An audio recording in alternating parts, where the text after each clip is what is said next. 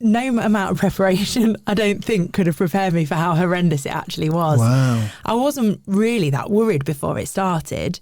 And then we started at 4 p.m. I suppose it's probably easier to take you through it chronologically. So the first one was at 4 p.m. So just to be clear to anyone who's listening, you run 4 miles every 4 hours for 48 hours. So the first one we chose 4 p.m.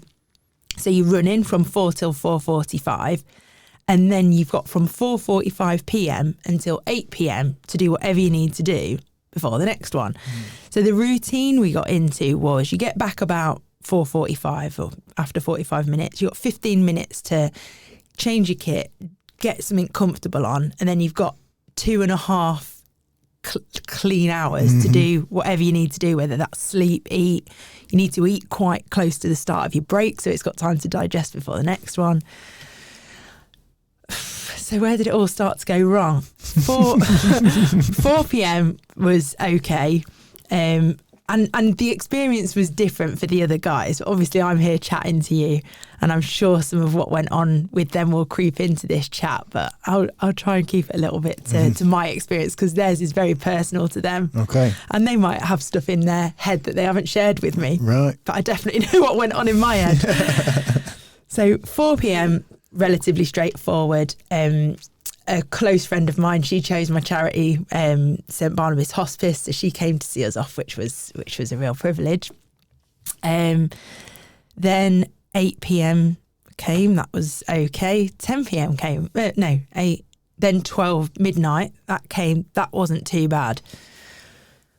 4 a.m. was the first one running in the dark. I mean, I've done winter training, trained in the dark, but 4 a.m. running along the bypass outside Bourne somewhere, I was like, right, I've got to walk a bit now. So like walking along Bourne bypass crying at 4 o'clock in the morning, that was the first low point. Wow. And then after that, I struggled to eat anything. I struggled to eat at all over the whole thing. So, but for me, from 8 to 12, I mean, 4 o'clock, 8 o'clock, there's a bit of novelty. It's living hours as well. They're the hours that you might be running anyway. Yep. Then you get in, it's nearly 9. Are you trying to eat at that point, or are you resting? Is there an idea to get to sleep before the 12 o'clock one? Starts to turn a bit like, whoa, we're going running in the middle of the night. Yeah, napping was definitely the aim of the game. But as I mentioned to you before, I've suffered with anxiety in the past. I don't talk about it a lot. My job is personal training and coaching. So it's not something I share with a lot of people who I come into contact with, because my belief is that I'm strong and I want to show these people. That's not to say that I wouldn't say, if someone's saying something to me and I know that I can empathise because of my experience, I might share something to do with panic attacks or things like that with my clients. But for me, it's important. They're not there. They might feel like they want to offer me advice, and that's not what I'm there to do. I'm there to support them. So it's a fine line. It's not something I'm ashamed of. And if someone wants to know more, I'll tell them. But as part of my integrity, which is very personal to me, I don't share it a lot with my clients. But so this some people that are listening to this that know me, it might surprise them. Yeah. So anxiety started taking over, which I knew it would, because sleep deprivation. I know that when I'm tired, it's worse.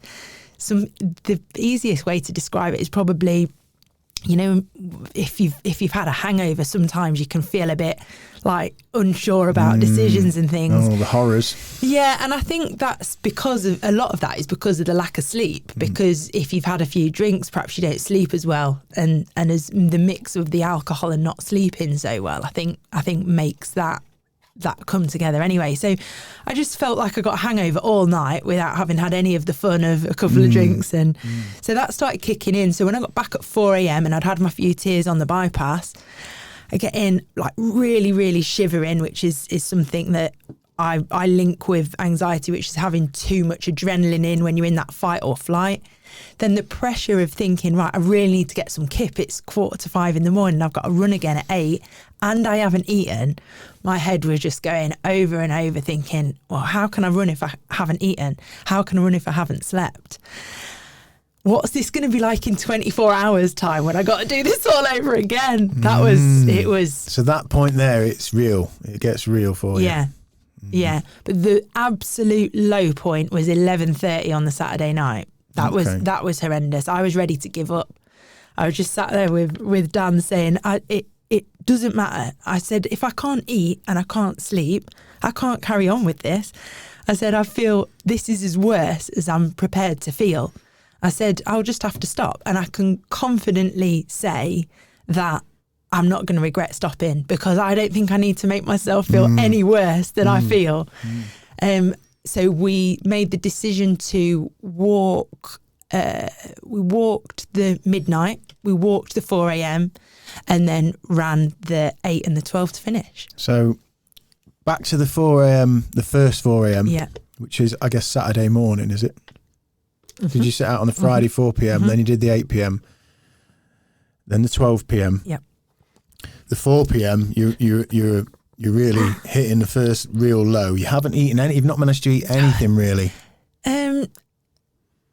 Not much. It got to the point where when you're taking a tablet, you take a tablet and you take a swig of water. That's how I was trying to get food in. Cool. But I've got to say that I don't want that to come across as something heroic. Like, I was annoyed that I couldn't eat. I knew and the physiology. I think that's the right word. The physiology of it is simple. Is my understanding is that when you're that anxious and you're in that fight or flight, you get a dry mouth, your digestive system makes you feel sick, might make you feel like you need to go to the loo. It's put you in fight or flight, and I felt like I was stuck in it and I couldn't eat. It's like being the most nervous you can ever be. You wouldn't want to eat at that time, would you? Of course, yeah. So how about the gang then? So there's 4 of you? Yeah. It's a core group? Yeah. How was everybody else coping? There's 2 females, 2 guys. Yeah. What was like the communal energy like, and who was leading? Were people leading at different times and being the kind of propping people up? And how did that work? What was the dynamics there? Especially at that 4 a.m. when it starts to turn a little bit. Yeah, it was a very individual thing. Okay. But I couldn't have done it without the support. The team were great, but it was also quite, I didn't want how I was feeling to be on them too much. Okay. So I tried to keep a little bit closed away, try not to share too much. I mean, I'm thinking now, it's hard to remember because I was so tired. There was definitely a feeling of togetherness. I couldn't tell you exactly what was going on in their minds because they probably didn't share it because they saw how much I was suffering. I felt like I suffered the most. I felt like I was mentally the weakest.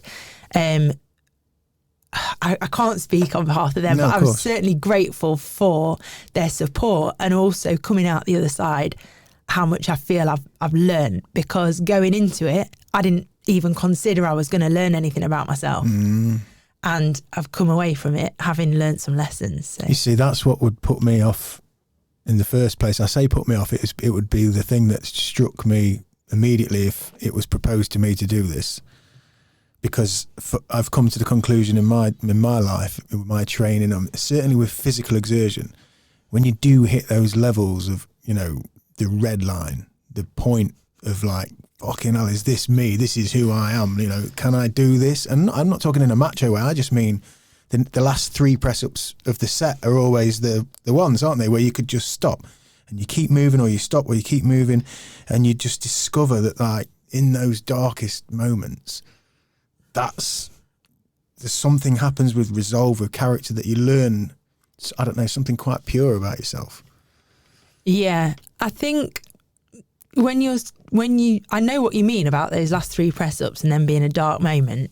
Dark doesn't seem to even... No, I'm not correlating it with what you're doing.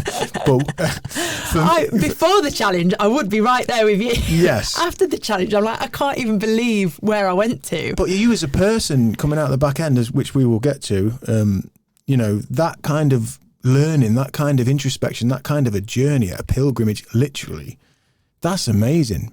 That's an amazing thing. Over time, the character that you've had to use, surely that's something that that is going to underpin a lot of your future, knowing that you did that and you could do that, and you managed it in those dark moments. You carried on. Yeah, and where was it? It was about, it all blurs a little bit, but Saturday afternoon, one of the guys, he said to me, he said, "Oh, do you think you'll learn something about yourself from this? So what do you think you'll learn?" I said, "Yeah, that's an interesting question." I said, "Let's have a debrief. Ask me that again at the end of all of this." And I said, because I think that's going to be something.